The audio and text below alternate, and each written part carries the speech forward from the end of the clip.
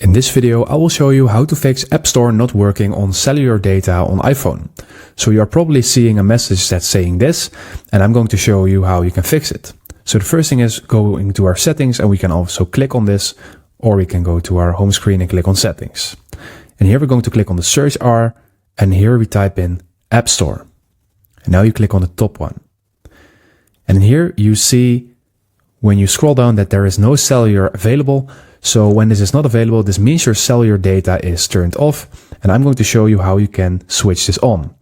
You can basically go to your control center, and in here you just click on this, and here you can toggle cellular data on. So make sure that this is on, and right now you should be connected. And now when you click on App Store again, you can see that cellular data is toggled on.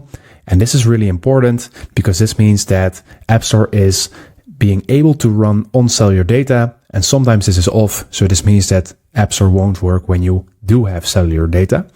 So this is something that you need to check. You also need to check if you are connected to a VPN.